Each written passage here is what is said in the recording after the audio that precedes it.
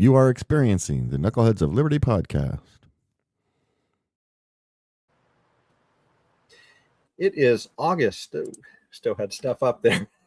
It is August 26, 2026, and welcome to the Knuckleheads of Liberty, where we are bringing you the people and the organizations fighting for liberty around the country and in your region, and bringing you news from a liberty perspective. And so for today's show, we have some topics that I think are, it's kind of interesting. We were following a few months ago the decision that happened in the Carmelo Anthony case, of the murder of the fellow track team or one of his track competitors at the high school in Texas.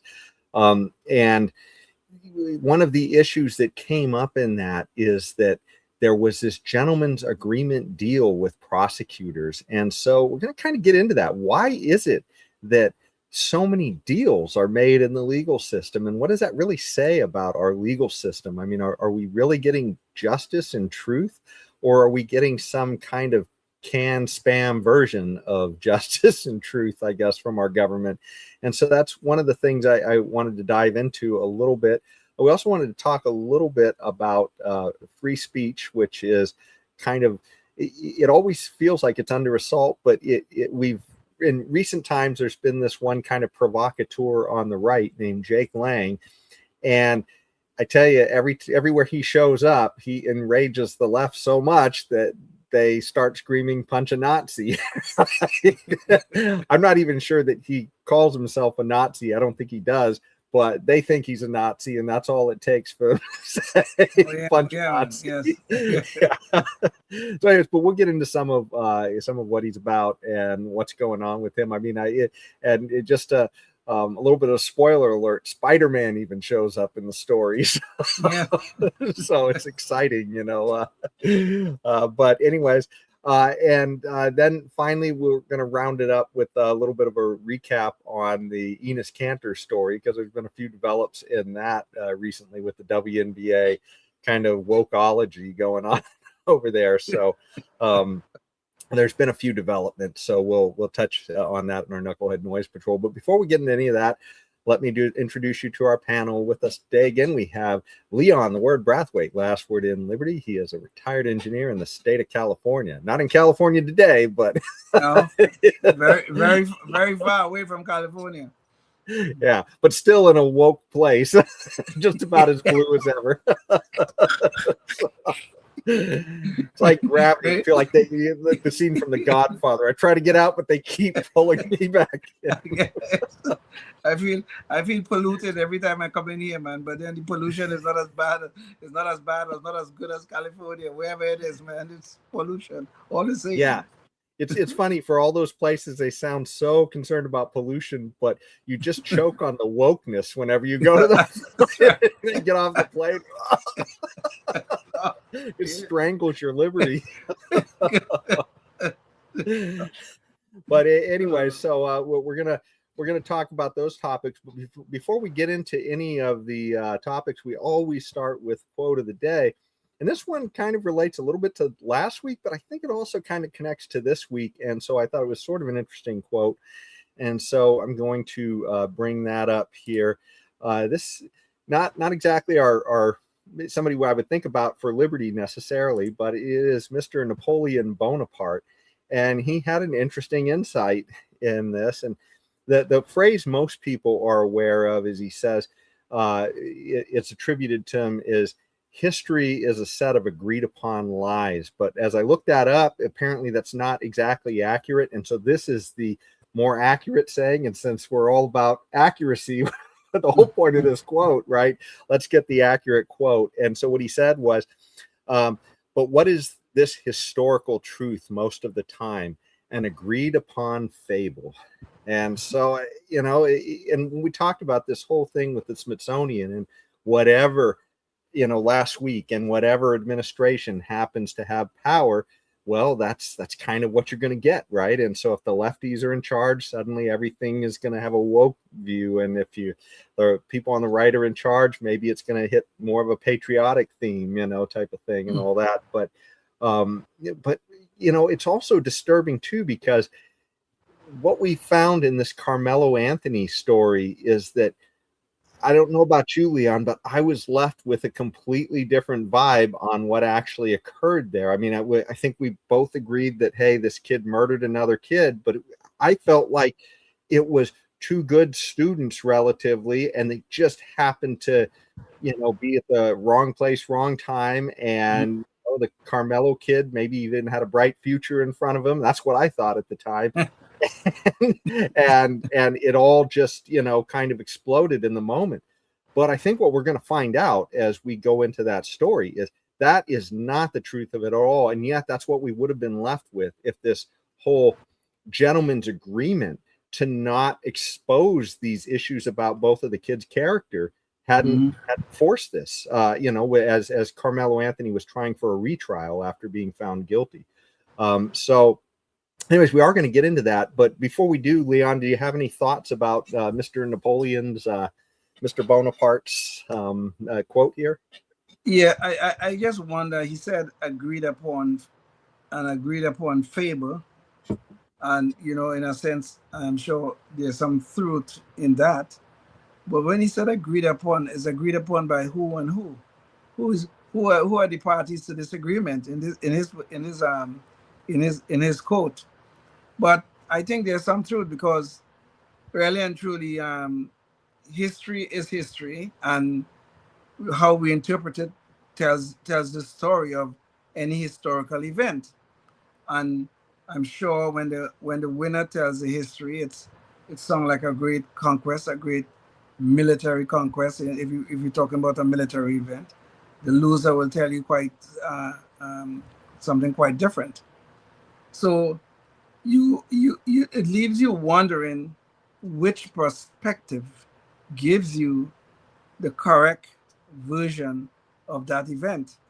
So maybe it's not the view of the winner, and it's not the view of the loser if we're talking about a military event or some case where somebody invaded a country or something like that. Maybe somewhere in the middle. But I still wonder what did he mean by agreed upon? Who is agreeing to this deal? Because you spoke a little bit about the trial in Texas, which we will get to, where there was actually an agreement, but there were two parties to that agreement. I just wonder who is the other party to Napoleon's agreement here, which I'm not sure about. But I think he's correct though. Yeah, no, it's and that's always the problem, right? Is like who's agreeing upon all of this stuff, and quite frankly, we get taught it in a government school, and it just becomes the sort of the foundation of what you believe, and that's part of the problem, right? Is that maybe we do need a little bit of competition, and that's in my mind too. That's a big part of the reason why you want the government out of school, because if government is in school, depending upon who is, if they're the ones directing the school, setting the standards, well, that means you're going to get one narrative, one size fits all, and sure. And that doesn't, it's like we discuss science, right? It shouldn't be government saying what science is. It should be that competition of ideas defining what science is, and you don't need a government, Mr. Fauci, to come and tell you what science is. So very. I mean, if I may talk about a little personal experience here, when I first read about the founding of the United States, I mean, we you learn about all these great, wonderful things that Washington did, and Jefferson writing the Declaration, and all these things, and it really sounded good that these men were men of liberty and all these other things, men who believed in liberty and stuff. But in my first reading of this thing, nowhere in that nowhere it spoke about the major contradiction at the time. I mean, I'm not trying to take away of what the founders did. I think what they did was set in place this great experiment that we now know as the United States of America. But nowhere in those things did they say that these men who were signing the Declaration of Independence and later on going all in on the U.S. Constitution, these men were slaveholders. Now I don't. I will not. I will not use that to take away from what they did. But when you start to write, when you're writing about historical events, it's really a tricky business. Yeah. Because what story do you really want to tell? Okay, so that was something that happened to me personally, that I read about this and heard about it, read about it, and it's only later in life I realized the big irony of the founding of the United States.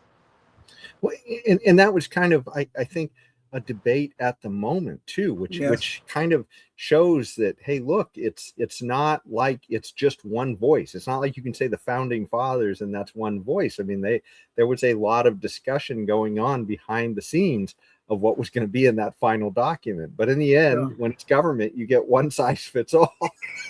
So whatever narrative it is that the majority are going to go with, that's what you get. And that's also how you get the deal where what is it? 3/5 compromise. For the census counting, they was going to count 3/5 of a slave, or 3/5 of a black person for population counting purposes. Is what they were trying to do. So of course that was used by a lot of people to say, well, the founders thought black people were 3/5 of a person, which was not the intent, of course, but that's what it became. Because I think, well, there's some guy who wrote a book with that title, 3/5 of a person. I don't remember who it was, but the point is, though, it is not here to take away from the founding of the United States. I mean, it's not, and I think the founders were well aware. I think it's in the Federalist Papers, were well aware of the inherent contradiction or the inherent irony in the founding. So, but it took us 90 years and a civil war to really get rid of that portion of it, even though it was it was never fully rectified until after the civil rights movement. But this is what it is, an experiment, and I think it's Go ahead, Jason. Go ahead. Well, and I was going to say, I think that shows too that this is an evolving process, right? And in our country, the United States was a major evolution in the ideas of liberty and humanity, as far as how we run ourselves, and the idea that somehow it has to be some clean binary switch, right? I mean, let's be real here. The countries of the people who are today are complaining the loudest, which was, people coming from Africa, who were in this country, if you go back to that country, there's places there where they may not agree that slavery is wrong today. Right? So this is not like a binary. This is something where people are evolving. And the fact that we were evolving fairly, I mean, we were more at the cutting edge of liberty at that time, but we weren't perfect, right? And that's and we still aren't perfect. I mean, my gosh, you think about all the transgressions that government I guess is kind of weighing in on our liberties. I mean, I think about some of these stupid stories you'll hear about, like on Reason and other places where, the government is telling people that, it's against the law to drink raw milk, and they're going to come in guns blazing if they catch you selling raw milk. And I think, how the hell did we get a government? I mean, did the founding fathers have ever imagined that we were going to have some federal agency or some state agency busting down your door because you're conspiring to drink raw milk? Raw milk. So I mean, we're not perfect. Clearly, we're not perfect today, and we weren't perfect back then. And it's we're moving I hope in a vector of liberty. Sometimes I see people like Mamdani and some of these other commies. In fact, my daughter was just telling me she was at her campus the other day, and she literally saw a communist table with a sickle and hammer, recruiting kids, college kids to be communists. Yeah, tell me this. Yeah. How far have we fallen, right? How far have we fallen? But hopefully, I hope and I pray the election will rectify some of this damn nonsense, because historically, the Democrats should win this election, House and Senate. Usually the party who control the White House loses the midterms, and I think the Republicans have a chance to go against the grain of history right here and now. They really do, because of this damn nonsense. Really. Well, both sides seem to be playing hot potato. It's like, which side, wants to lose the most, I guess. Both of them keep making so many mistakes. Well, Trump said he was going to finish the war in 2 weeks, and now we're probably in about 5 months or something like that. I've lost track of the time, and so that is going to cost them in the election, no doubt, and cost the Republicans quite a bit in the election. And then we have the Democrats with this socialist communist damn nonsense, and that is definitely going to cost them, because I think they have already lost Michigan already. So which will be a big gain for the Republicans if that is the case, and they probably could have taken Maine. The Democrats could have probably have taken Maine. I don't think they're going to do that now, given what's going on there. So both sides have issues, serious issues. The question is whose issues is going to bubble to the top come election day. Well, Leon, if we don't get on track with our agenda here, they're going to vote us out on the show. So let's jump into this issue, though, of these plea deals and such. And I did want to just kind of set the stage before we get into the Carmelo Anthony story. But I was trying to look this up, and I found AI was essentially confirming what this NPR story has here, but it says the vast majority of criminal cases end in plea bargains. A new report finds, and that was back in 2023. So it's a relatively recent article, but it's saying in any given year, 98% of criminal cases in the federal courts end in a plea bargain. And what a plea bargain means, if we look that up, is that essentially that means that there's some kind of reduction in charges, right? It's like saying, hey, for whatever reason, we don't want to go to trial, or, we're making some kind of a deal here. And so there's this fiction that the person may have committed a lot of crimes, but maybe they're only getting convicted of one or two. And in the end, that's the way that our reality is. And this is kind of what I wanted to get at, is that we are kind of almost deluding ourselves. It feels like, we have all these rules that we've set up in statute to how to get to justice and the truth. And yet every time we turn around, somebody's making a deal behind the scenes. Right? Yes. So let's jump to the Carmelo Anthony story and see how this deal making played out, because this case actually went to court. But even though it went to court, there was still some deal making going on. Yes. And I think that's so first of all, we want to remind everybody about what this case was about. So I have a short little video here just to give the basic details of the case. A Texas student athlete charged with stabbing a football star from a rival high school to death is set to face trial this week. Carmelo Anthony, then a 17-year-old senior from Frisco Centennial High School, stabbed Frisco Memorial High schooler Austin Metcalf on April 2nd, 2025. After Metcalf asked Anthony to leave his team's tent during a track meet, prosecutors have claimed. Witnesses say Anthony told Metcalf, quote, "Touch me and see what happens," while reaching inside his bag before a brief scuffle, in which Anthony stabbed Metcalf in the chest with a knife. Anthony then allegedly fled as Metcalf bled out in his twin brother's arms. Okay, so this was a case that happened just a few months ago. It went to trial just a few months ago. The actual murder happened back in 2025. So, yes. So that's we're probably coming up on a year or so since Austin Metcalf was murdered by Carmelo Anthony, and so that's what the finding was when they went to trial. But there have been challenges from the new legal team, and that has been around this thing called a gentleman's agreement that was made by the prosecutors. And that has brought up a lot of character issues that were hidden during the trial. So anyways, I have a real short video that just summarizes where we're heading to with that. And then we're going to get into some of the specific character issues about these two kids, because, it's not really the way that most people understood the case at the time. So let's let's watch a quick video here. We have some breaking news to bring you as Carmelo Anthony has lost his bid for a new trial. A judge said no to Carmelo Anthony's request for a new trial. So it sounds like Carmelo Anthony is not getting a new trial. It appears that the defense, their main argument about why they wanted a new trial, centered around this gentleman's agreement between the prosecution and the defense attorneys, sort of a deal, if you will, behind the scenes.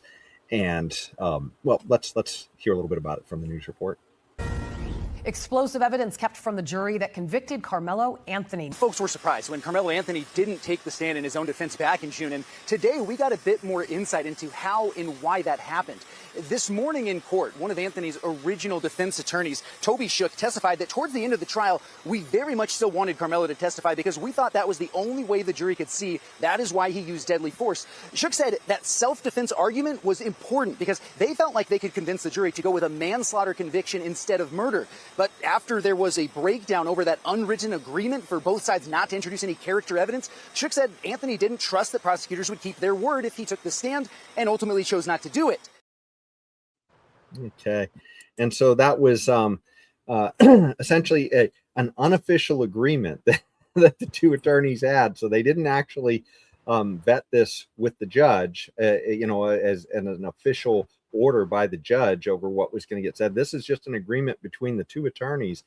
And I think the understanding was that essentially Carmelo Anthony wouldn't take the stand, in which case they were both going to leave out the character stuff because the prosecution thought they had enough evidence with just what happened under the tent that they didn't have to start talking about these kids' past. And so what we were led to believe happened in this case was, I think we talked about a little bit earlier on the show, but I thought this was, two kids that were both these bright shining stars that were, that were both heading in a positive direction. And what we're going to find out as we dive into this a little bit deeper here is that wasn't the case. So, Leon, do you have any thoughts before we jump into the details of who Carmelo Anthony and who Austin Metcalf were? Well, the about the deal, according to the prosecution, did not cover Carmelo Anthony if he took the stand. It did not cover that, at least according to what the prosecution have said. Okay, but the defense seemed to have some different understanding of it. So that is where the dispute came about. So when they talk about Anthony taking his stand and that kind of stuff, it is then the defense realized that this deal is then Carmelo will be open to character issues. Is that when they realize it? So, whose version of that you're going to believe is up to you. Well, But Leon, anyway. let me jump in real quick here so we can squeeze this in. I was going to play Austin Metcalf first, but we won't have time to play them both. So the more important one is to play the Carmelo Anthony one. So we can just squeeze that in right now. So I'm going to jump to that, and then we'll have to cut from public access. On the day that Carmelo Anthony would fatally stab Austin Metcalf, prosecutors say he sent this text message at 1 a.m., which said, quote, "I'm low-key on the verge," and then emphasized it. Later in the morning, on April 2nd, 2025, and hours before Anthony would kill Metcalf with a knife at a high school track meet, prosecutors say Anthony's girlfriend reported to a Centennial High School staff member that Anthony was engaging in stalking behavior, to include but not limited to driving by her home and refusing to allow her to end their relationship. So I think the first thing that's important to understand is that most of this behavior that was happening with Carmelo Anthony was much closer and more relevant to the crime that was committed, the murder. Also, in the 75-page filing, prosecutors say Anthony had previously been accused of stealing his girlfriend's phone, and in October 2024 wrote a to-do list for his girlfriend about how to deal with, quote, weirdos, which included the line, "Say some slick like my boyfriend, kill people." There are also text messages where he admits on at least 2 occasions to punching girls in the face. So the most alarming part here is that he actually wants an image that he kills people. Now that, could just be words, but I think we're going to see a lot more coming up. Prosecutors also found text messages from 2021 between Anthony and another student about robbing someone of $300. There are also text messages where Anthony talks about a fight and punching someone so hard he had to stop fighting. In 2023, prosecutors say Anthony told a friend he was going to vandalize someone's house in Austin, saying, quote, "I just feel like it. I got a grudge." In 2021, Anthony told a friend he had been suspended from school for 3 days for fighting, saying, quote, "They said next time I do some, I get recommended for expulsion." So he also had an history with school discipline problems, but he was also robbing people too. Anyways, it continues. In a text conversation with a friend in 2023, prosecutors have messages from Anthony where he wrote, "I'm a shoot the school up tomorrow with my blick," but later sends messages saying, "I would never actually do that." In a 2024 text thread, prosecutors say Anthony admitted to carrying a firearm, telling a friend before a party that he would have the gun in my pocket. There are other message threads where Anthony also mentions carrying a gun. So literally discussing shooting an entire school up and in possession of a firearm. After numerous suspensions for fighting while attending school in Louisiana, there are messages between Anthony and his girlfriend after he moved to Frisco. In one message thread, she suggests he should sit for a while, and he replied, "Yeah, and punch people, maybe run sometimes. I have to. It's like a priority for me. I like punching people. When I get mad, I see red. When I get mad, I black out. When I get mad, I can't control myself." In 2024, prosecutors say Anthony even attempted to assault a teacher, saying, "I put my hands and face and everything." So admitting in his own text that he gets so violent he can't control himself. And apparently there's a discussion about attacking a teacher. Not quite the same thing as calling a teacher the B word. Also in 2024, messages obtained by prosecutors suggest Anthony tried to bring a weapon into the State Fair of Texas, asking a friend if the State Fair got metal detectors. When he was told yes, his friend responded, "You got the poker?" "Yeah, I might have to toss it," replied Anthony. Prosecutors say Anthony admitted to stealing a watch and earbuds in separate burglaries in Collin County, and also to bringing a weapon onto a Frisco school campus, saying this about his girlfriend: "She went in my bag to get my computer, and I said no, and she still went in it and grabbed it, and my gun and my knife and some other stuff fell out." So yet more evidence of him carrying deadly weapons around with him to school, in fact, and having the stuff fall out when his girlfriend went through it in school. Anyways, it even gets better. There are numerous unreleased photos and videos of Anthony holding firearms and making threats, and authorities found a note on Anthony's phone with a long list of disturbing racial tropes and slurs about blacks, whites, and Hispanics. In one message thread, prosecutors say Anthony wrote, "I hate gay people." Prosecutors say Anthony repeatedly threatened to murder his girlfriend in text messages, some of them saying, "How many bullets you want coming out of your chest?" and "I'm going to get you," expletive. He also threatened her with a knife in one message and told her in another, "When I stab somebody, I'm going to lick their blood off the blade." So as you can see, extremely, extremely shocking. But if you're watching on public access, that's all the time we have here. We are going to talk about the revelations about Austin Metcalf too. But you're going to have to go to knuckleheadsofliberty.com to see the rest of the show. And we're also going to talk a little bit about free speech and those other issues we talked about at the beginning. So anyways, go check it out there and catch the rest of the show. Leon, I'm going to, a lot of that was very shocking and disturbing.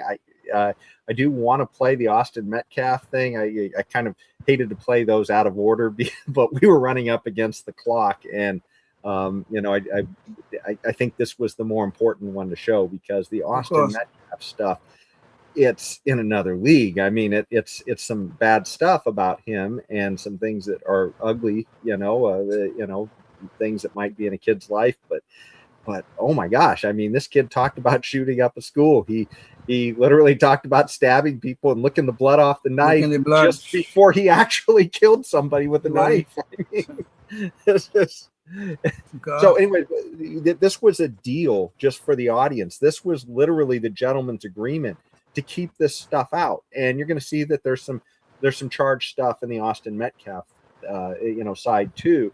But, the prosecution just thought they had a good enough case, to just deal with the facts of the case and not have to get into all this. Leon, did you have any real quick thoughts before we jump into the Austin Metcalf side so we can discuss it all? Well, I think it'd be better in fairness that he played the Austin Metcalf, character issues that came up after the trial, because I mean the media's presentation of this thing was totally wrong. Yeah. Okay, so let's get to the Austin Metcalf stuff, and yeah, like I said, I think you'll see there's a there's a magnitude of difference, it feels like, but either way there's still some troubling stuff here. So let's let's go with that. CBS News Texas has also learned new details about Austin Metcalf's background.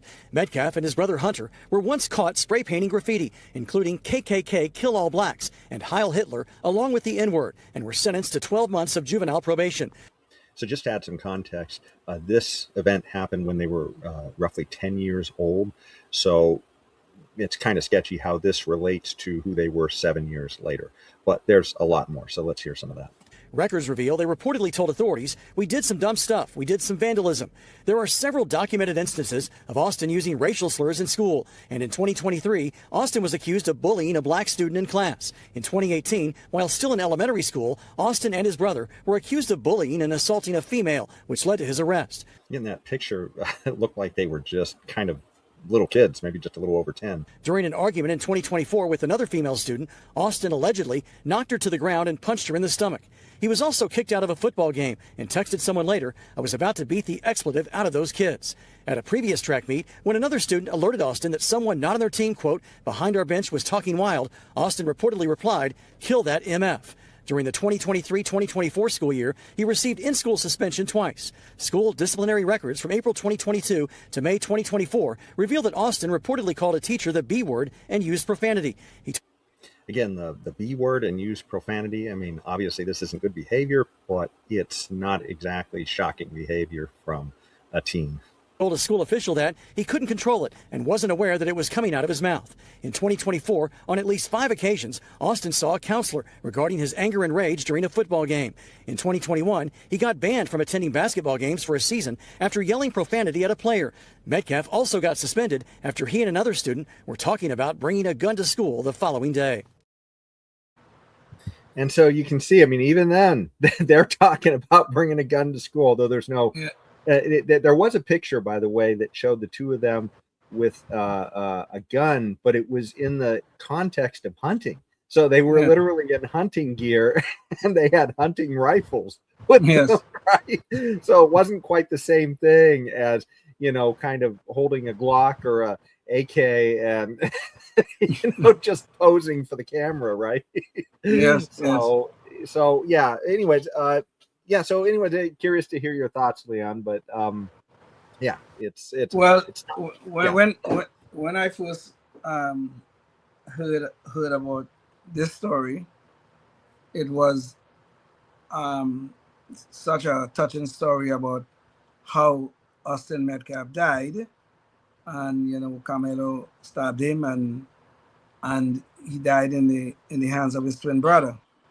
I never heard anything about his troubled background, but on the other hand, when we heard about Carmelo was presented as this wonderful kid who had this great thing. I think at one point somebody mentioned he was like straight A's or might have had a high GPA, and he looked like he was on his way to college and stuff, and they just don't understand what could have triggered him to commit such a heinous act. But the whole thing here was the presentation by the media. It's in some media outlets, we had Carmelo the devil and Austin Metcalf the saint. Now we come to find out that, well, maybe in a sense, Carmelo's, in terms of his background, does have some real terrible things that you can see why something like this could happen. And when you look at Austin Metcalf's background, you can also see some terrible things.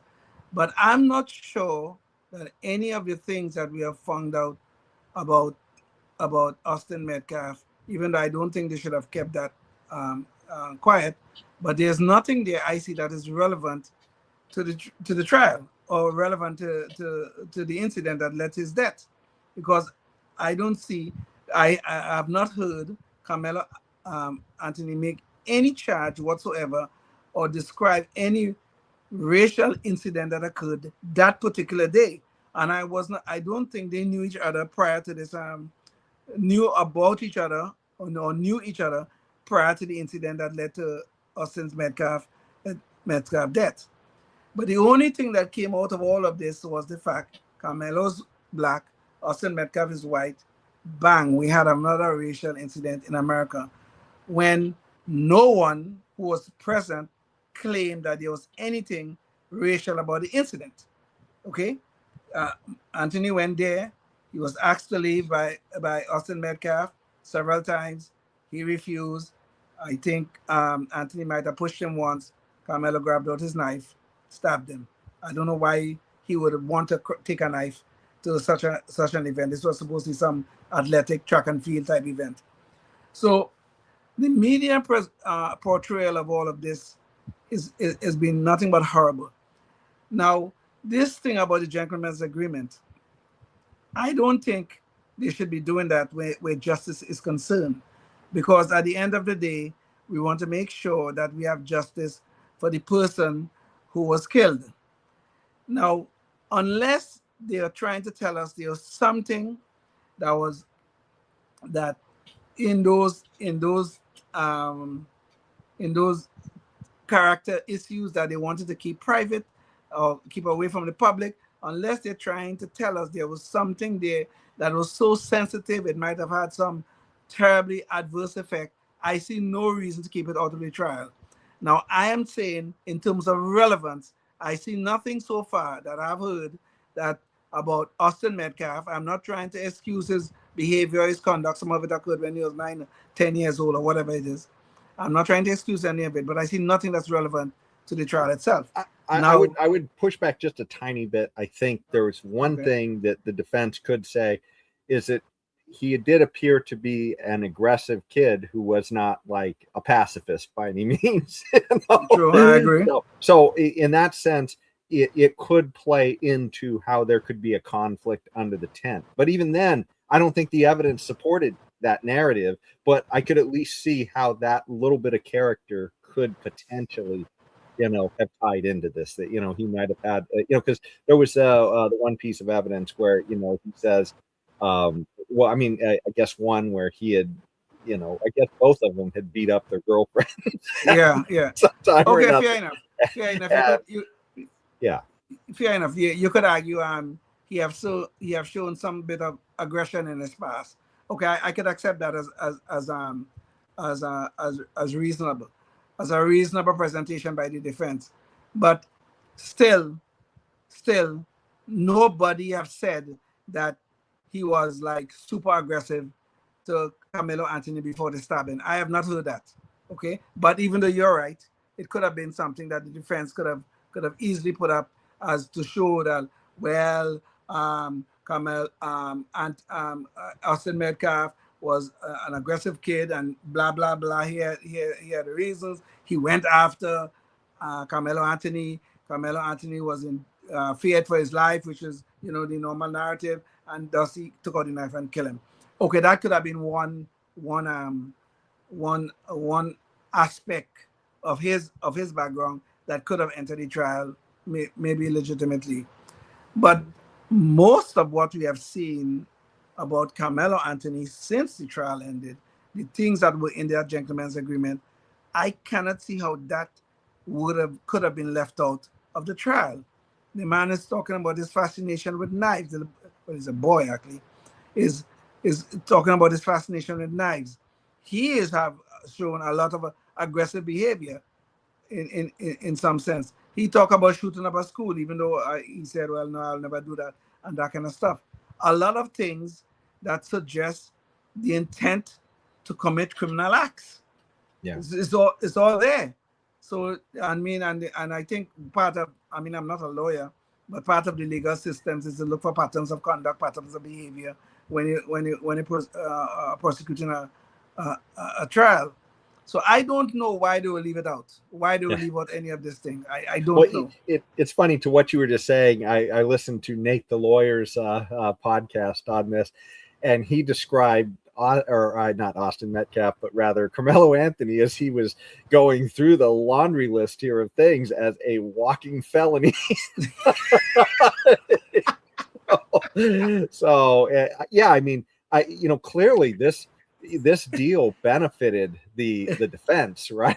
Without a doubt. Stab somebody and lick the blood off the knife before the trial, unless they were going for like an insanity plea, which wasn't. I mean, it's not beyond the bounds of belief, but that wasn't what they were trying for in there. Right. So. and talking about Nate the lawyer, I was listening to Megyn Kelly about she too wasn't aware of any of this stuff. She became aware of it after the trial was over, and she said her jaw, well, her words, her jaw dropped when she realized what was in this gentleman's agreement. Her words were that even if they were successful in getting Carmelo Anthony off, if they had find some jury to acquit him of this charge, she said, her words, that she cannot see how he would not have ended up in prison at some time or the other for something terrible. Yeah. She said something like that. That may not be her exact words, but it goes along with what Nate, the lawyer say, a walking felony. So I mean the evidence was overwhelming against Anthony, but what is really the most disturbing about all of this to me is the narrative the media painted. Here we had Austin Metcalf, the saint, and here we have Carmelo Anthony, kind of the devil. But when that after that spun out a little bit, it became a real racial incident. There were no accusations of racism under the tent, but it became another black man in the judicial system being railroaded. That was kind of the narrative that came out. We had all these civil rights grifters coming in, and there we had again, it's the same grift going on and on and on, racial grifting going on. But this is the disgrace that goes on when we have these high profile kind of things, especially high profile event involving blacks and whites. And it's really a disturbing thing that is going on in our country. And think about this. I mean, this was a big case, right? This is the type of case that may make some history journals or other types of things, right? And the idea that we got such a false narrative, because I mean, you were taking it as you saw one kid was the angel and one kid was the devil. I thought what I was getting out of this was it was two relatively good kids otherwise, and one of them just snapped and stabbed the other. But this clearly wasn't just something that just snapped. And the whole point of a public trial is so that the people understand what the truth was that happened and that justice occurred. And if we're going to get deals by the government and, by the defense too, but I mean, that the government participates in, they leave the public with a false narrative. That's not what our country should be about, right? That's not what our justice system should be about. We should all feel like we learned the truth when a trial happened, and therefore we can believe that justice happened, not some, just whatever papered over type of thing. And I think I understand why the prosecution probably made the deal, and it was because of those KKK remarks, even though the kids were like 10 years old when they said them. Here's just a video of a Carmelo Anthony supporter outside the court. There were a million of them, but this is the most viral one. So, but I mean, it shows you, that people are so, I guess, we're so divided that people will just not believe anything that doesn't fit their narrative. And here's this woman who just is beside herself when she found that Carmelo Anthony was found guilty, even though all the evidence pointed toward it. Here's what the woman said to a reporter. What we here for? Because if we take up for ourselves, we go to jail. If we don't, we die. So it's a catch-22 in this situation. What do you want us to do? What do you want us to do at this point? What? I'm lost for words. I don't know what to do. I got 5 boys. I don't know what. I ain't got nothing to tell them no more. You can't walk away no more. Now you add into that woman's narrative that, Austin Metcalf was vandalizing things at 10 years old about KKK and stuff like that. Okay, well, you can see where and I think that's probably why the prosecution wanted to keep all of this character evidence out. That's what I'm guessing. Yes. But just because, I mean, clearly, if you had that woman on the jury, there's no way that exactly Carmelo Anthony would have been found guilty. It wouldn't matter what would have happened. You could have had him licking the blood off the knife afterwards. And said, "What are we gonna do? What are we gonna do?" He can't just walk away. I think the prosecution probably agreed to the deal because they thought they had strong evidence on its own, but the FA, I think, was ending up with a hung jury, because if he had a hung jury, of course they could always retry him, but then all the racial issues will come alive even more than it already was. But that to me was their greatest fear, ending up with a hung jury, because they had a lot of compelling evidence. There's no doubt about that. I mean, I think just from my reading as a non-lawyer, the evidence to me was overwhelming. But I think the prosecution had a real fear if they had brought Carmelo, if they had brought Austin Metcalf's back character into the trial, we may end up with a situation like O.J. Simpson. I don't think Carmelo Anthony would have been acquitted, but I think certainly he could have gotten to convince a few of the members of the jury that, well, this guy wasn't completely innocent. That's all the defense need is somebody well, this guy wasn't really completely innocent. Okay? Yeah. And that's all they need to get a hung jury. Got is what they might be thinking. Yes. Yeah, that kind of stuff, right? That kind of stuff. Yeah.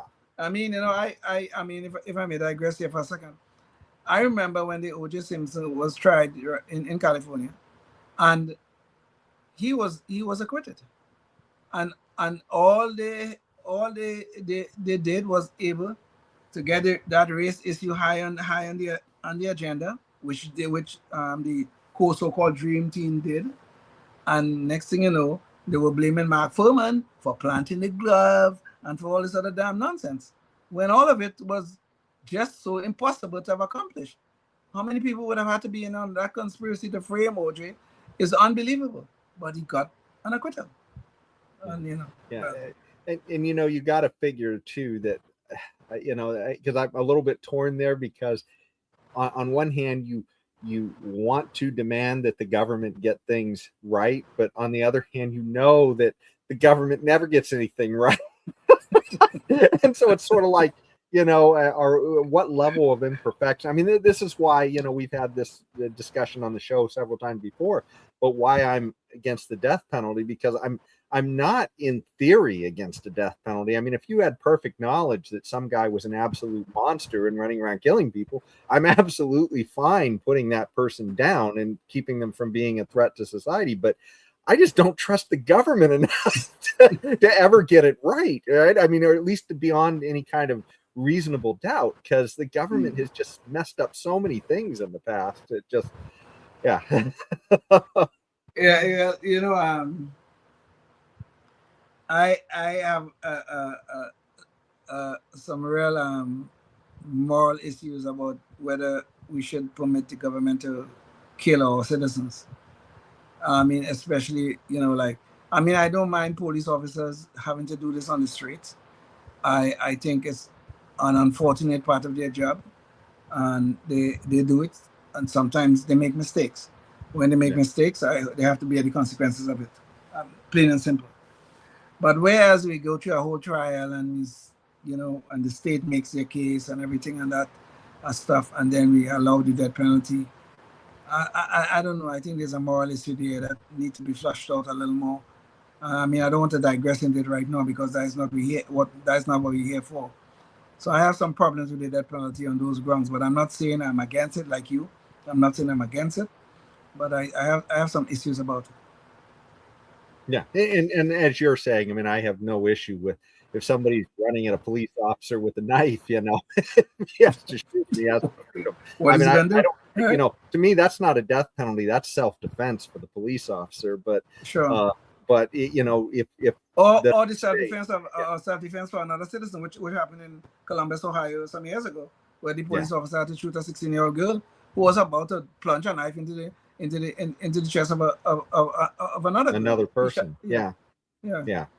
So these are things that inevitably, you put yourself in the wrong place at the wrong time in some of these things, and your behavior is nutso, then sorry, imperfect systems, we're not going to get everything right necessarily. Exactly. But I did want to point out too, though, that, so we've been talking about this Carmelo Anthony case, and this wasn't an official deal. This was just sort of a behind the scenes deal, but it totally changed the narrative. But we've seen official deals happen in cases out there.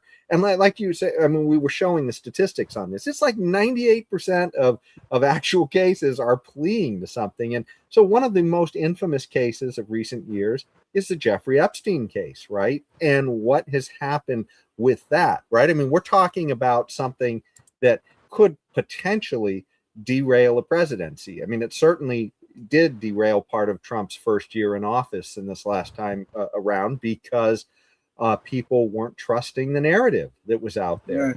And, part of the reason is because early on in the whole Jeffrey Epstein saga, there was a plea agreement. And I don't think that plea agreement had anything to do with Trump. But the point is that, it looks, it essentially, well, let's watch a video real quick and we can learn a little more about what that plea agreement was about. A new focus on an extraordinary plea deal handed out in 2007 to a billionaire accused of sexually abusing dozens of underage girls. Jeffrey Epstein could have spent decades behind bars, but as Cynthia McFadden reports, the deal, arranged in part by a Trump cabinet member, meant Epstein, who had powerful friends like Bill Clinton and Donald Trump, was in jail for just months. Seems like everybody's wheeling and dealing in the justice system. The highly unusual plea agreement allowed billionaire hedge fund manager Jeffrey Epstein to spend a mere 13 months in county jail, when the federal government may have had enough evidence to put him in prison for life. This, according to police and prosecution documents obtained by NBC News. And tonight, there's a new focus on the prosecutor who helped arrange that deal a decade ago. Now the Secretary of Labor. Now, to be fair, Acosta had no connection with Trump, I believe, at the time, so... Those documents chronicle what police say are a series of sexual crimes committed against at least 40 young women, some just 14, lured to Epstein's Palm Beach mansion, where they were paid to provide him with nude massages and sometimes sex. So aside from the light sentence, what were the other perks of the deal? Jeffrey Epstein had incarceration like no other sex offender in the state of Florida. He was allowed to leave for 12 to 16 hours a day. Why was Epstein given such a deal? He declined to comment today, but Alex Acosta's spokesperson told us Acosta's decision has been supported through 3 administrations and pointed to his confirmation hearing when he was asked about the deal. So in fairness, let's hear a little bit from Acosta. Professionals within a prosecutor's office decide that a plea that guarantees that someone goes to jail, that guarantees that someone register generally, and that guarantees other outcomes is a good thing. But a letter from the Palm Beach chief of police questioned the highly unusual actions by prosecutors, a deal none of his victims were given notice of. So, I mean, deals that are happening behind the scenes, a lot of times victims don't know about these things. In fact, we have a lot of laws now that are set up to make sure victims are aware when, these people are either being let out of prison or up for parole or other things like that. And the idea that you had actual people who were supposed victims of this guy, and I assume he was guilty probably of all of those. But this is nuts, right? I mean, here is not only is it, does it feel like a different brand of justice that if you're rich, maybe you get a different deal potentially than everybody else gets, but it also, once again, this is somebody who maybe was guilty of doing this to 14 women, it sounds like, and then only had to plead to 1. Well, isn't that a fiction? I mean, that's not justice, is it? What do you think, Leon? Well, this is the big irony here about all of these things. We are looking at a justice system that is supposed to deliver justice when crimes are committed against our fellow citizens. Now, when we come about and plea deals are made between the prosecutor and the accused, well, through the lawyer, of course, are we achieving justice for the people who have been so wronged in all of this? Take this particular case. I don't want to really litigate Epstein here, but it raises some interesting points. Are we achieving justice when a man could abuse so many women and then all he gets is 14 months or something like that in a county jail somewhere, when he probably could have ended up with some in life somewhere in Well, prison. and not just 13 months is what it sounds like, but then he got to have a special arrangement where he got to leave the prison for work release, where he got to go to his fancy office, and he paid to have a few deputies watch him, so he was under surveillance. But so what? Who else gets that deal? Who gets that? Exactly. And my understanding was, in one of the stories I was reading, in the vehicle, he had a bed set up in the vehicle that transferred him back and forth. And there was actually one of the people in the FBI was saying he was having sex with women in this vehicle. I mean, it's absolutely nuts, right? As far as, there being any kind of narrative of justice being delivered here and truth and all that. But this is exactly the point I was trying to make, is that are we really achieving justice? Because I think one of our founding principles was equality before the law. And I don't think any objective person can look at the Jeffrey Epstein situation and call that equality before the law. I mean, and when you making these plea deals, I mean, yes, a judge will always sign off on them. But are we ensuring about that equality of justice? Because if I have a good lawyer, I may get one deal. You may have, well, your lawyer ain't so cool. Maybe you have some these, what do you call these appointed lawyers by the court? Public defenders. Public defender, right? Yeah. You have a public defender who are probably dealing with about 50 other cases, overworked public defender, and you may get a deal, but it's nothing resembling the deal I got because I was able to pay for a fancy lawyer. Yeah. So these are the kind of things. Are you achieving justice to start with? And then on top of that, are you really demonstrating what we know to be one of our founding principles, which is equality before the law? Well, and I think these are important questions. Well, and beyond just the equality, I mean, that's certainly an important point, equality before the law. But what was the point of all those laws, right? We thought we needed all those laws to figure out what justice and truth were. And the idea that we can just get around them all with deals, right, shows that there's something really wrong with the system. 98% deals, that doesn't sound, like pleas, where almost all of them are plea bargains, which means reduction in actual, what the person is being found guilty of. That's all a fake narrative. That means it's a fake narrative on the history of how much crime there was and everything else, right? Because we're not actually getting to the bottom of this.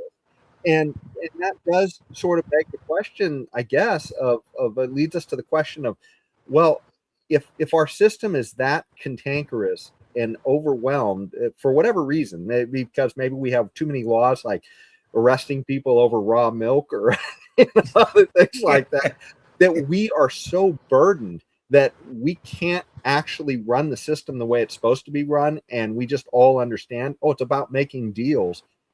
That's wrong, right? That's not about truth and justice. That's literally about a compromise, and saying everything we're doing is a compromise, which means it's also a compromise on what we agree happened in society in all these cases. 'Cause that's the whole point of having the public trials, to find out what happened, right? And so, yeah. And when you see all these many plea deals, when we do, and of course there are jurisdictions, like you said, where 98% of them end up in pleas. When you see this many, the law itself loses its credibility in delivering justice. And that is the worst thing that could happen in a relatively free society. Because if people do not trust the justice system, then why would they trust anything else in our society about our republic? This might be a dangerous trend that we are looking at here in these United States. Too many plea deals, and the public is not being made aware of what exactly is happening behind the scenes. This is a real problem. I mean, and you say too many. I mean, is even one appropriate, right? Because if we've made laws that said this is what you need to do to get to the truth, and then we just say, oh, well, don't worry. So-and-so is behind the scenes and he made a deal. Right? And that's exactly what we saw with Epstein. And quite frankly, it's not just, that kind of a case, but, I pulled up on, oh, shoot, it's a little bit small. Let me see if I can magnify a little bit. But, George, this is Michael Milton. Well, Michael Milken, he was a famous financier and he got some plea deals, to get out of all of the damage that he did. Now, he still served some time. I think he got a pardon, I think, from Bill Clinton. I'm not sure. I believe that is correct, yes. Yeah. But then you look at George Floyd, George Floyd actually wound up getting a deal at some point. Not just his drug deals, but he actually, it said in 2009, he accepted a plea bargain from prosecutors, right? So, yet another famous kind of scoundrel, right, that's out there that was pivotal in society. There's not just that. Let's look at this guy. What's his name? DeCarlos Brown Jr. Okay. Yes. This guy who stabbed this woman on a train, just repeatedly to death, just killed her for no particular reason. For no reason. Yes. Just say, I got that white girl as he was leaving the train. Yes. And, he was in and out of prison so many times, and he had gotten plea deals as well. This is the whole thing. How do we get justice? It's not even about just justice at that moment, but we're putting people potentially back out on the street who have no business being there because we made a deal, right? And how did that deal impact Irina Zaritska, right? That deal was fatal to her. So, this is, just the system isn't working. This is the point when we have these overworked public defenders working these trials. Are we really delivering justice? And if we're not delivering justice, then people are going to lose faith in the very system that is there supposedly to protect us. That is a real problem. It really is. Yeah. Well, I don't know. Do you have anything else on this topic, Leon? Because I think we made our point on this. There's problems. I think so too. I think there's a problem, and we really don't have a solution at this point in time. That is the bottom line right now. Well, I would at least propose one little bit of solution, and that's get government out of our lives as much as possible. The smaller you make government, the less things you make illegal. Like, I keep coming back to just this stupid law over raw milk in some places. But how many laws are there like that are truly victimless crimes, that are taking up the time of your police, of, federal authorities, of judges, of the court system, right? Yes. If we could get rid of just that, let's say, I'm not sure what the percentage is, but let's say that was 10 or 20% of all of the crimes. If you got rid of that, that would have to make some difference, where you'd have a little more time that prosecutors would be able to actually try to get to the truth of something other than just pleading it out, so that they could move on to the next thing, because there would be less next things to move on to. So I think that's at least a partial fix, I think, and maybe it could be bigger than that. I don't know. But anyways, that's at least my libertarian takeaway from the whole thing. I think it's a valid point. If we could remove the tentacles of government a little more, because even with, if I may make this point quickly, there's even a corruption with having public defenders, because the public defender and the judge who's supposed to be prosecuting the trial, the public defender and the judge is paid by the same person. That's a clear conflict of interest, right?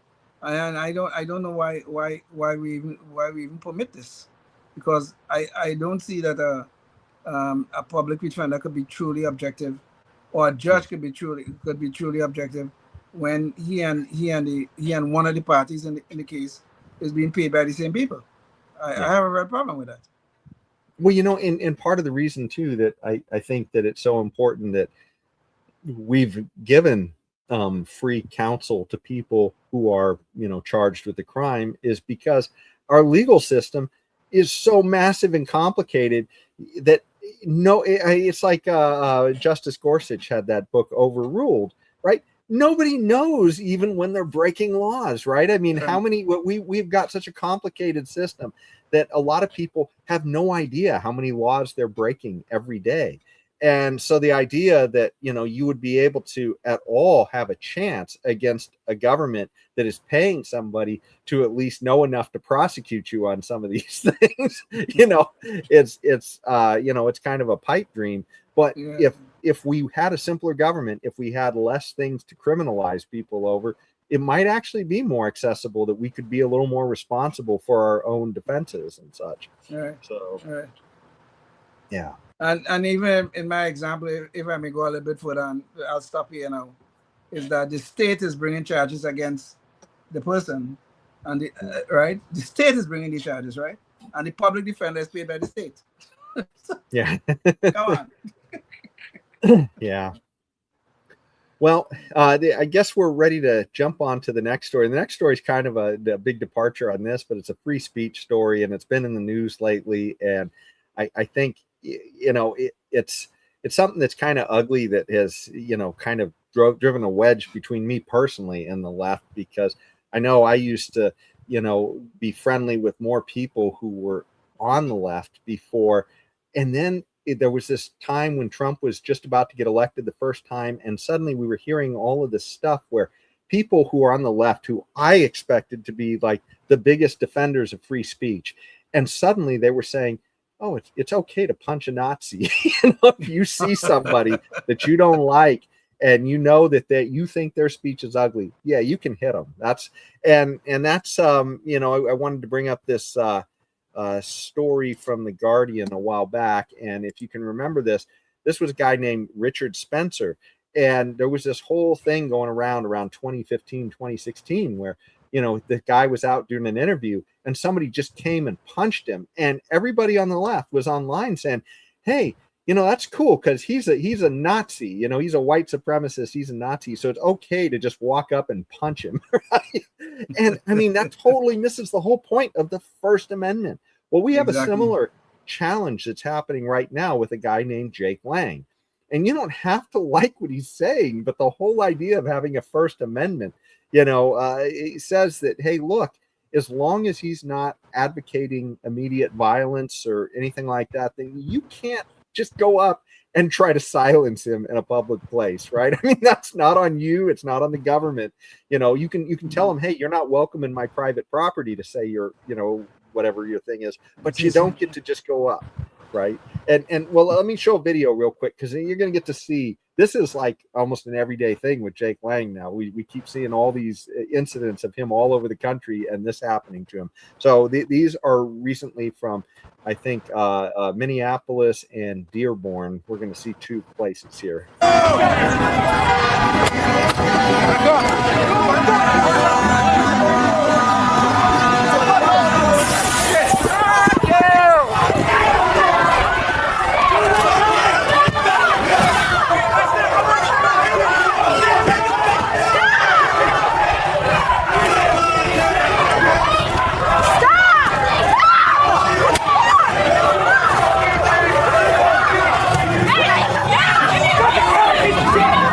So you can clearly see that Jake Lang, regardless of whatever you think of his speech, it is speech, and people are violently trying to attack him for it. In fact, what you're going to see in this next scene is literally Spider-Man shows up and attacks him.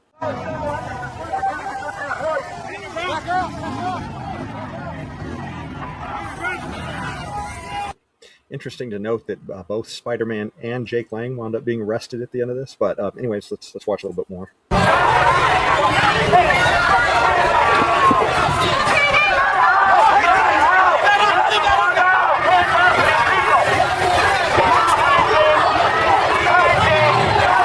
In that last scene, you could even see one of the counter-protesters stabbing at the tires of his car, along with, well, and you're going to see people, you know, trying to damage the car and take things out of it.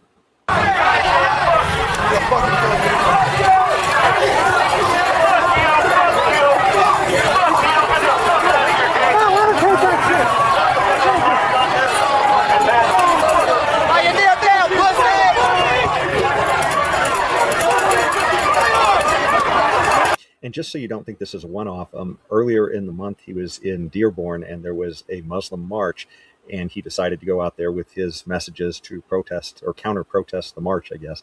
And you can see he gets attacked right away. Jesus is King of Dearborn, Michigan. We support ICE. We do not want these illegal immigrants here. This is King of Dearborn, Michigan. I speak the name of Jesus. And I think it's instructive here to see that Jake Lang has to retreat to a police car where they let him get inside, but they're not actually arresting any of the people who are actively attacking him.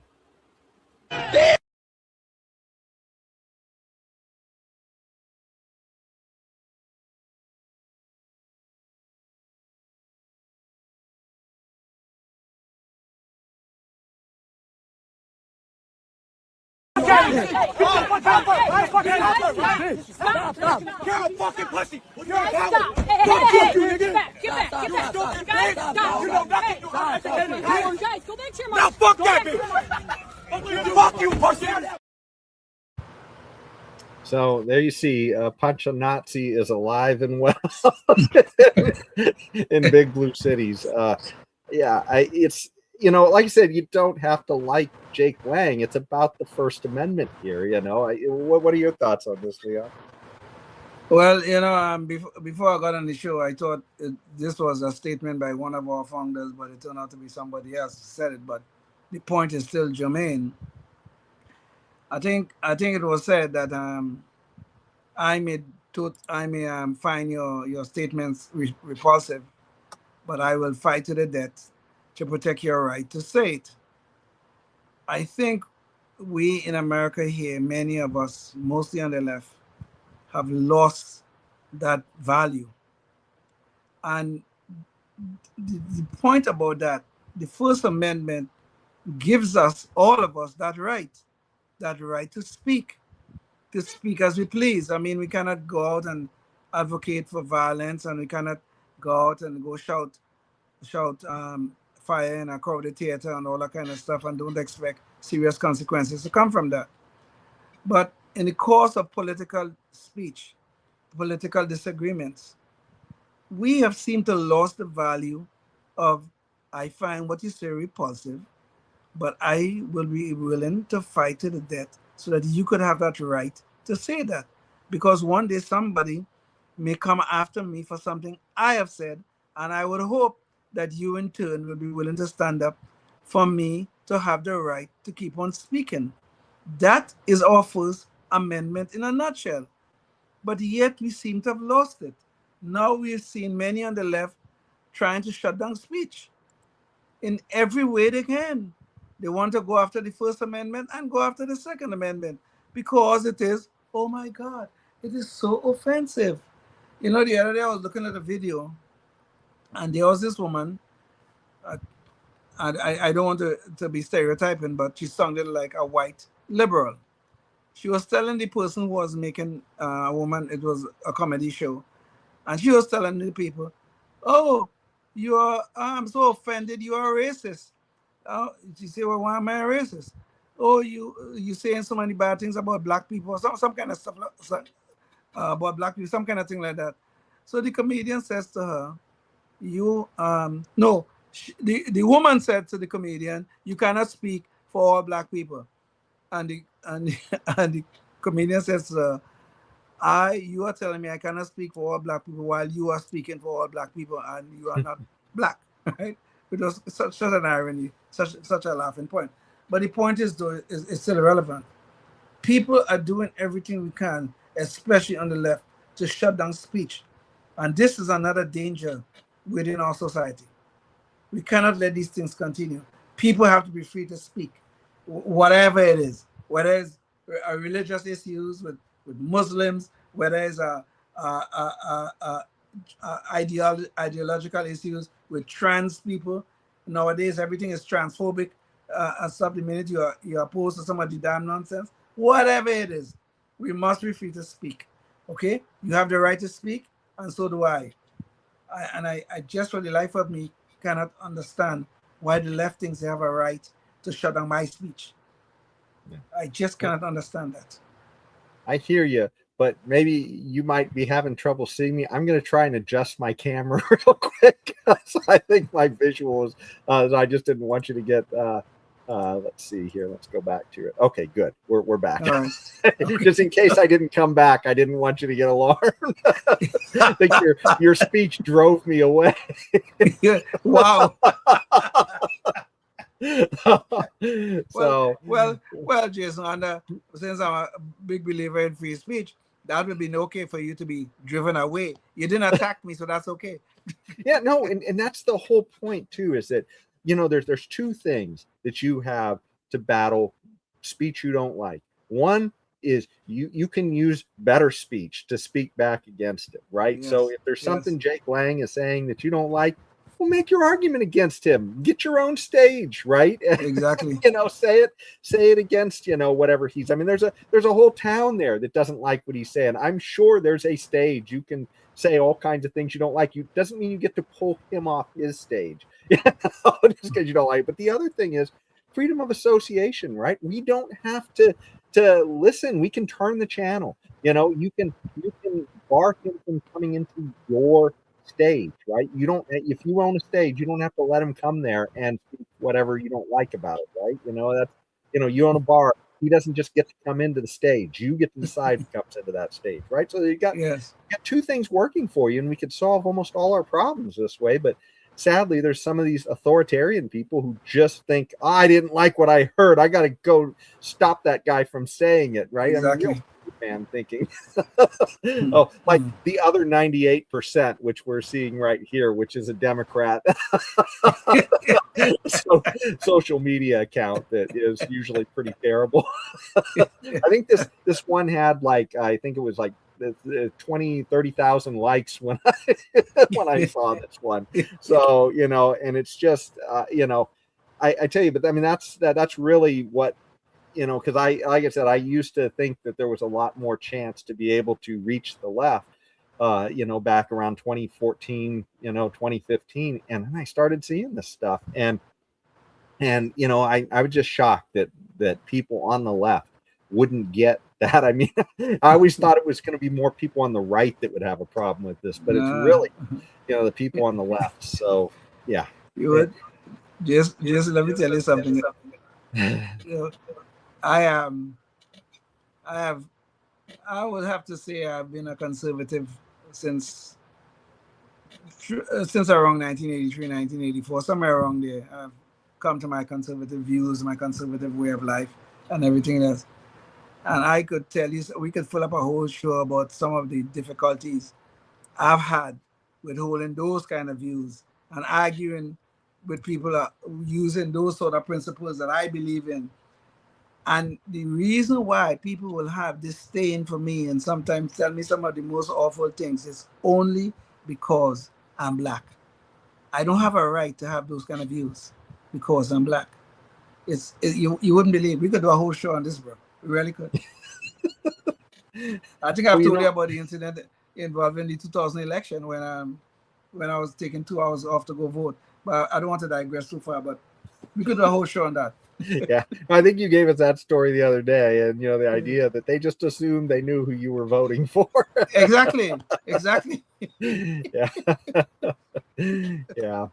Well, anyways, you know, speaking of cults that you know, aren't exactly for free speech, let's jump into this story about the WNBA. So we've been talking about them a lot recently, and Enes Kanter Freedom has been leading his charge to get them to define what a woman is.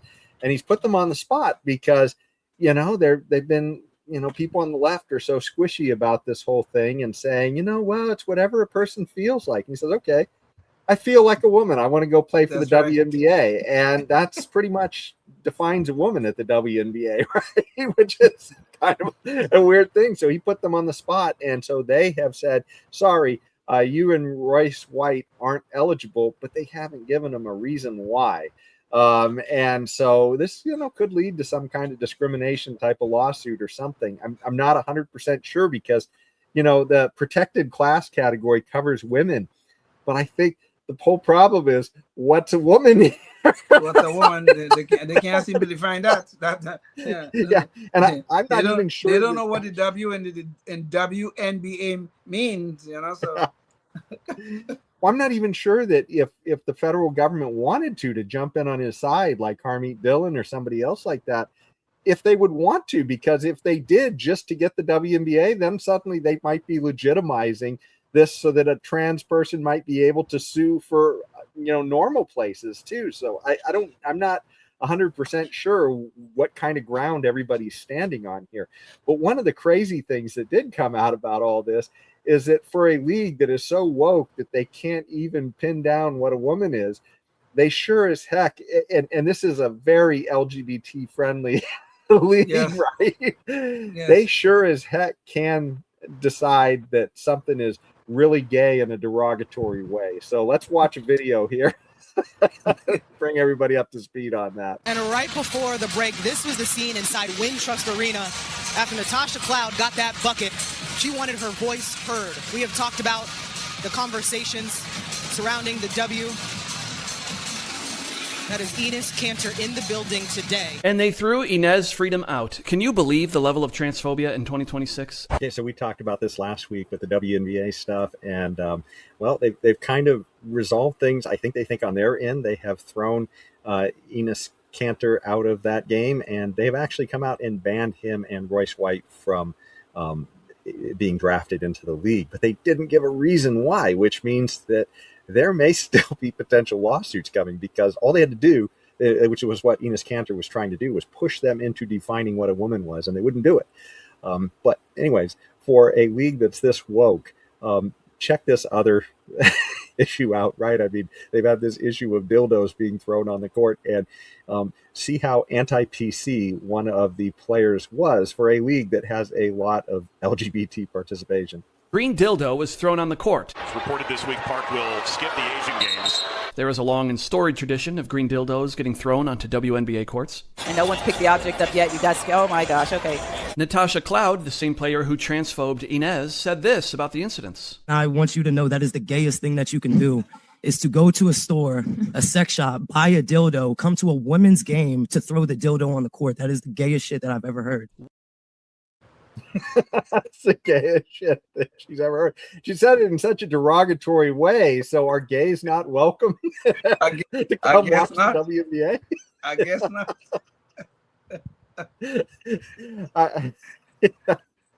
I mean, maybe it's an advertisement. Maybe it's saying, "Man, we're super gay. Come on, come on down, come on down, see the gay." No, I think it was clearly derogatory, right? And I mean, this isn't really an issue that for Liberty, because it's not a government issue, but it is an issue where we're struggling with this right now, and it has a big overlap in the government, because kids' sports are completely controlled by government when you talk about all the schools, right? And that's usually because government is running our schools, therefore they're running most of our kids' sports, and and so they're setting one size fits all rules. And right now, that one size is super woke. So, anyways, what are your thoughts on this? Well, this Enes Kanter freedom issue, I think, I don't know how far he's gonna push this. But I think, of course, speaking as amateur here, I'm not a lawyer. I only play one on TV. Enes Kanter freedom, to me, has some legitimate legal action that he can take against the WNBA, against the people, the owners of that arena, and I don't know who the owners are, but I think he has some legitimate action against them. Number one, the WNBA does not fully define who belongs in this league. It just says woman. The league is for women. Okay, fine. So if I feel like a woman, then I should be eligible for the draft. And that is what Kanter's point is. Well, so now they tell him he's not eligible for the draft. On what basis? On what basis? He said, I feel like a woman. That's enough according to the rules. So I think he may have some legitimate action. Then on top of that, on this particular case here, he was wearing a T-shirt that says woman, non adult human female, which is a biological fact. Now, this thing triggered this woman, this Natasha Cloud. She initiated the confrontation between her and Cantor Freedom, and then they kick him out, and they have not punished her when she initiated the action. So I could see all kind of discrimination acts, the viewpoint discrimination, whatever else. I mean, these people, and you know, I have to say, these people in the WNBA are some of the stupidest people I've ever seen in my life. And these people are college educated. I mean, they have an opportunity to get on the map. They have never been profitable. I think the league came out in 97 or something like that. They have never been profitable. The NBA, made up of men, is keeping them alive today as we speak. And these people doing everything they can to destroy this league. Caitlin Clark came in. She's lighting up the place, putting up all kind of numbers, people coming to see her and all kind of stuff. This is the time for them to shine. You know what they're trying to do instead? They're trying to destroy Caitlin Clark. That's what they're trying to do. Lord, help us. These people and their logic. So they're trying to destroy Caitlin. Then on top of that now, they cannot make a decision of whether we should let men into our league. Do you mean that's a hard decision? You don't know what W stands for? I mean, I guess they're like Ketanji Brown, you know. Well, no, I can't. When she was asked by Senator Blackburn, no, I can't define what a woman is. I'm not a biologist. So this damn fool who sits on our Supreme Court have to be a biologist, really and truly. She has to be a biologist to be able to say what a woman is. And Ernest Cantor, who is not a biologist, I'm sure, he was a basketball player, you know. Probably some of us will say he was just a dumb jock. He could put on a shirt with the very correct definition on it. Adult, human, female. But, you know, Ketanji Brown couldn't figure that out. That was too hard for her. But she sits on the Supreme Court. And she's going to be ruling on issues involving women. I wonder what she's going to do then. Oh, my God. I don't know what this means. I'm going to have to excuse myself from this case because I don't know the meaning of woman. But he's such a fool. Enos should probably send her one of his shirts. Yes. Help her out. She could wear that while she's under her robes while she's in court. I second that motion. I really do. I second that motion. Send her one of his shirts. Good Lord. Maybe I should buy one and send it to her. Well, you know, it's funny because I think you hit the nail on the head when you said this league hasn't been profitable and it's still not profitable. The idea that they've got more eyeballs than they've ever had. And I think what it really is it's the sideshow. I mean, people are tuning in for the sideshow. And if they were smart, they'd probably become more like World Wrestling Federation and just have all these dramas going on because nobody was watching for the sport. and I mean, this is part of the the problem here too. Listen to even what you're saying there, that she's yelling at him. He's a customer. And she's yelling at him, and the league is punishing him, and he's a paying customer on this. Yeah. You talk about driving. It's like, oh my God, we might be profitable. We better shove some of those people out of their seats. We're not used to this. So yeah, it's absolutely nuts. And I mean, to me, the way I feel about it is the only reason I would tune in to watch the WNBA is probably if Enos Cantor was playing. Because it would be such a sideshow. I'd tune in for it. But I mean, I'm really, I just struggle with this as a product because, it's like women's tennis is interesting. Some of the other women's sports can be interesting too. But this one, I always just felt like I'm watching kind of a second-rate product to the men. And, so, yeah. Well, It's been seriously second rate. I have to agree with that. But I must confess, since Caitlin Clark came to the league and she plays for the Indiana Fever, I have taken some interest in the game, because before that, honestly, I used to take my kids to professional basketball all the time, and we had the Monarchs here, and I never took them to a single Monarch game. But I took them to the NBA games many times.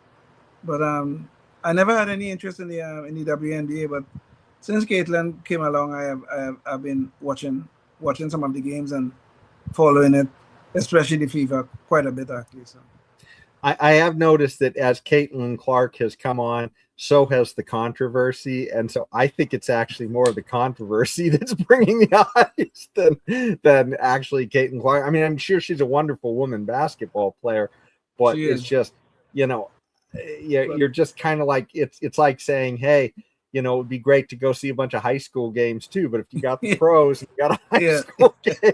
I mean, even a high school game, most people are going because their parents and stuff like that, and so they want to, so true. I mean, but I have to say, I think Caitlin is going to disappoint me badly, because I think she's kind of woke herself, even though they're trying to destroy her. I think she sounds a little bit too woke for me, but so I think she might disappoint me eventually. But for now, I'll continue to watch. Yeah, well, it does, kind of, bring home the point, though, that these people don't seem to understand what the whole purpose of it is. It's not like they some of these women, they think they demand that they have a right to be there, and that they have a right to make exactly what the men make, and that's not what entertainment's about at all. You don't have a right to anybody's butt being in that seat. You have to earn it, Exactly. Whatever you have to do to earn them showing up. And then that's what your worth is determined as an entertainer. And a lot of these women they're just damn socialists. They don't get it. they're just demanding that people pay them.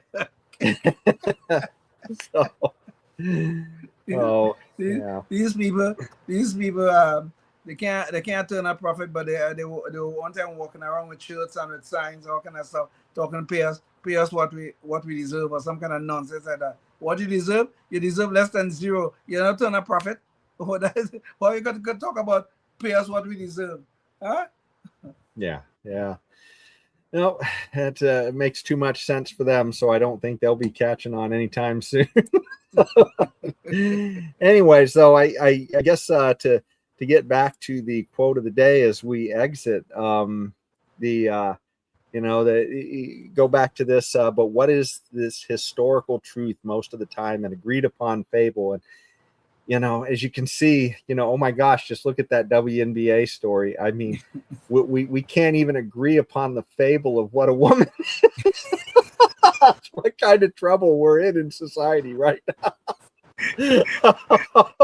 I mean, you would think that we couldn't be more black and white than hey, what is a woman? And yet we have a whole segment of society that's just acting like they don't know. They don't know. They're not going to agree. I never thought I would have lived long enough to see the day where we can define what a woman is. That is unbelievable to me. Seriously. So I hope to God we could figure this out soon. I have a grandchild soon to enter this world, and I hope, after enter this world where people can't seem to figure out gender and sex as we have done for the last 10,000 years, maybe longer, really, quite frankly. But all of a sudden, we are now lost as to what that word means, woman. Lord help us. Yep, it's going to be pretty hard to reach agreements on anything when we can't even agree. It's funny too that I hate to digress. Just one little thing, whenever you hear people who are really good at debates and arguing, they always talk about the first thing you have to do is define your terms. And exactly. And we can't even agree upon this most basic term. I mean, where's the chance of reaching any kind of a contract or agreement with people if that is just up in the ether? I don't know. Tell me this could thing, mean something else tomorrow. Yeah. This is some kind of metaphysical history. mystery, I should say, some sort of metaphysical mystery that we can't say what a woman is, you know. Yeah. My God. Well, I think that's about the end of the show. I can't think of anything else, but I will say that, Lynn, did you have any final thoughts as we exit, or? I feel that we have many challenges ahead of us in our republic, and one of them is defending free speech. And I think we have to get back to that day when we can disagree with someone, even find their speech repulsive, but yet we should. Yep, looks like to fight to the death for that person's right to speak. Okay. Well, yeah, it looks like you froze just a little bit there in the end, but we've got the general gist that, hey, the Patrick Henry thing. We're willing to fight for your right to say it, Yes. Well, that's what we're doing here. We're trying to fight the good fight so that our liberties don't go away tomorrow, because you can see Spider-Man's about to swing in and punch you in the mouth if he doesn't like what you're saying. So, lefty Spider-Man, he'll fly in from the left. But anyways, thanks so much for watching, and think about what you can do in your community, because clearly there's a frontal assault on all of our liberties, and the only way that we can survive this is if everybody who has an inkling of liberty is standing up to defend it. So think about, before the next show, think about what you can do in your community. Until next time, stay tuned and stay free. Yes, indeed. Life, liberty, and the pursuit of happiness, always and forever. Thank you for listening to the Knuckleheads of Liberty podcast. Find us on Facebook, Rumble, YouTube, your favorite podcast network, and at knuckleheadsofliberty.com.